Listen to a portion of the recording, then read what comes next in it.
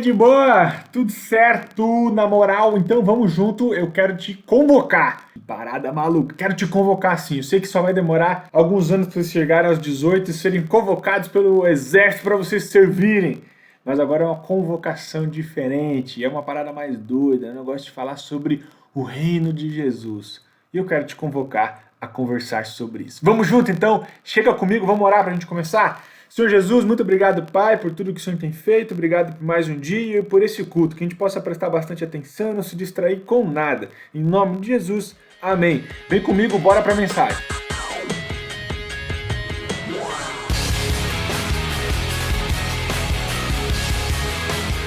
A mensagem de hoje é doidona, gente, doidona. Tá lá em Mateus capítulo 13, são duas parábolas. Duas parábolas diferentes que falam a mesma coisa. A primeira delas é sobre um grão de mostarda. Mateus 13, versículos 31 a 32. Então Jesus contou outra parábola. O reino dos céus é como a semente de mostarda que alguém semeia num campo. É a menor de todas as sementes, mas se torna a maior das hortaliças. Cresce até se transformar em árvore e vêm as aves e fazem ninho em seus galhos. Gente, pensa comigo aí, o grão de mostarda lá da Palestina, porque é onde Jesus está explicando sobre isso, tem 2 milímetros. 2 milímetros, é muito pequenininha, mas ela se torna e ela chega até ter 3 metros de altura. Pensa nisso, velho. É doideira. Mostarda não é aquele negocinho amarelo que a gente geralmente está acostumado a colocar no sanduíche, essas coisas todas aí. Mas lá na Palestina ela brota, ela é uma semente, ela vai crescendo, é um negócio muito da hora, fica muito grande. Mas no começo ela é muito pequenininha. A segunda parábola é sobre o fermento. Eu vou ler para vocês logo em seguida em Mateus capítulo 13, versículo 33. Jesus também contou a seguinte parábola. O reino dos céus é como o fermento usado por uma mulher para fazer pão.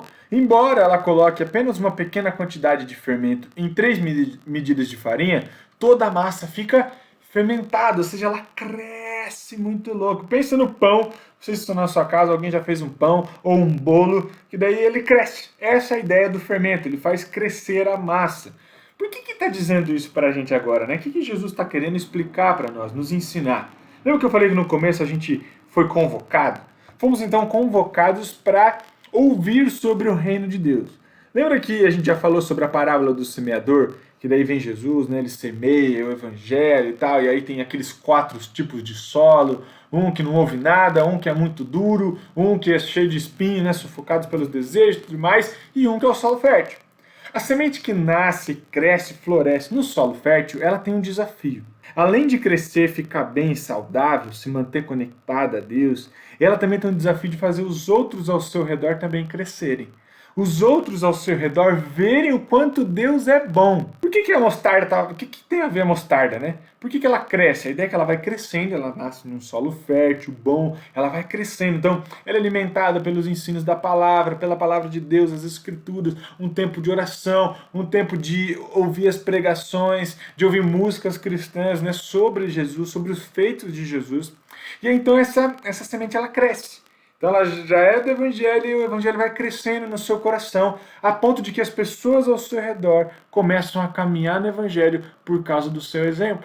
Aqui ele fala assim, e as aves vêm e fazem ninho nelas. O que isso quer dizer, né? Você, uma árvore lá... Ridícula, nada a ver e tal, e aí vai vir um passarinho fazer o ninho. Não, nada a ver com isso aí. A ideia é que a gente vai ser tão frutífero, vai ser uma árvore tão grande, né? Quanto mais a gente semear do evangelho no nosso coração, quanto mais a gente crescer, ouvir a voz de Deus, ouvir a palavra dele, orar, ter um relacionamento com Jesus, quanto mais a gente fizer disso, mais a gente vai crescer. Quanto mais a gente crescer, mais as pessoas vão olhar para nós e vão ver que o evangelho está em nosso coração. E naturalmente as pessoas vão querer conhecer esse evangelho, porque elas vão ver a gente feliz mesmo no meio da tristeza, vão ver a gente lutando contra os nossos pecados, tipo egoísta, o egoísmo, a ideia de mentira, essas coisas nesse sentido. A galera vai ver e olhar pra gente: nossa, esse cara tá diferente. Antes ele era mó mentiroso, agora ele não mente mais. Antes ele era mó egoístão, não emprestava nada pra ninguém, agora tá melhor. Antes ficava fofocando de todo mundo, mas agora tá melhor. Essa é a ideia do evangelho, ele cresce e brota em nosso coração, distanciando, afastando, jogando fora tudo aquilo que não é da vontade de Deus. Quanto mais isso cresce em nós, essa é a ideia da semente da mostarda, a ideia de que ela vai virar uma árvore grandona, pessoas, ao olhar pra gente, vão criar ninhos, não de verdade, mas vão olhar para isso e falar, meu, eu quero isso também, eu quero participar disso, eu quero conhecer o Evangelho. E a mesma coisa com a ideia do fermento em qualquer massa. É como se o Evangelho fosse o fermento que colocasse em nosso coração. E a partir do momento agora o Evangelho está crescendo em nós. Ele cresce, cresce, cresce, cresce, cresce, cresce, cresce, a ponto de que viramos um Bom, bonito pão. Não, bom, bonito bolo.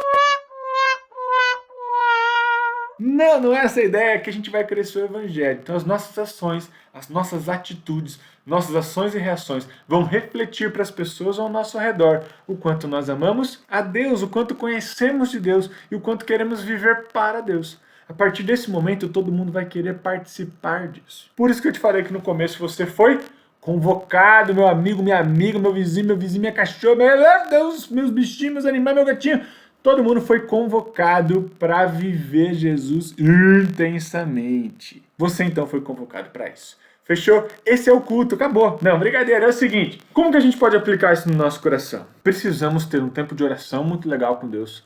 Um tempo de devocional, ou seja, ler a Bíblia dele todos os dias, né? Entender o que Deus quer da gente, conhecer mais Jesus. Porque como que a gente pode obedecer, como que a gente pode amar, como que a gente pode servir a Deus se a gente não conhece?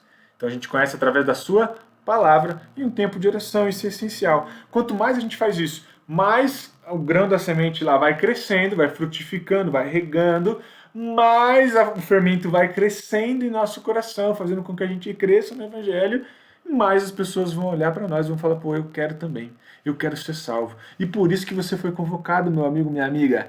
Sabe por quê? Deixa eu te dizer, recadinho do bigodinho. Recadinho, pegadinho, se liga. Você pode fazer com que pessoas sejam salvas. Você pode compartilhar com elas do Evangelho. E se elas se renderem aos pés de Jesus, assim como você um dia já se rendeu, elas podem morar no céu, assim como você também vai morar.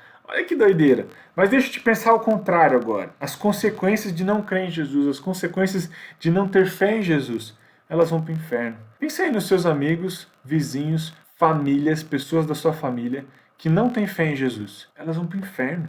Elas vão ficar a eternidade distante do Senhor. Não vão viver a alegria e a paz de estar no céu. Elas vão estar muito longe, no inferno. Olha que coisa ruim. E você pode mudar a história e a vida dessas pessoas. Vamos ser então como mostardas e fermentos. Não, isso daí é péssimo, né, pra motivação. Vamos viver o Evangelho de Jesus de verdade e crescer a tal ponto que pessoas querem caminhar com Jesus assim como a gente caminha? Te desafio então, e esse é o culto, beleza? Vem comigo então pro desafio da semana, é nóis!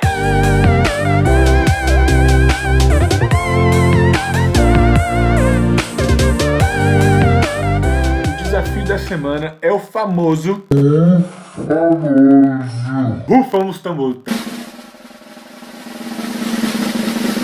Copinho de plástico. Pega um copinho de plástico, coloca algodão, coloca um feijão no meio, coloca mais algodão e mete-lhe água. O que vai acontecer? Vai crescer. Ah, Vini, mas eu já tô cansado dessa experiência. Não perguntei não. Brincadeira, é o seguinte... Tem um desafio para você. Além de você ver esse treco crescendo, ver o feijãozinho crescendo, depois de 3 semanas, a próxima Alegra Drive aí, tá bom? Até o próximo Alegra Drive, acho que são 2. 2 semanas até o próximo Alegra Drive, a pessoa que tiver o maior pé de feijão, maior pé de feijão, vai ganhar um prêmio. O segundo colocado também, mas um prêmio um pouquinho menos. E o terceiro também.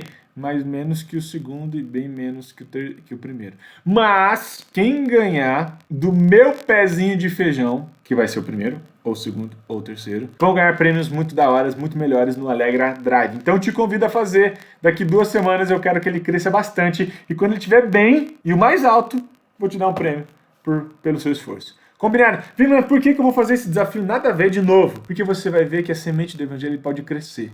Imagina que você é o grãozinho de feijão, pequeno, mas que depois vai ficar grande, vai ficar alto, vai ficar de uma cor diferente e os outros vão ver que você existe, que você tá lá e você vai poder compartilhar do Evangelho também. Tamo junto, tá quase acabando, vem comigo.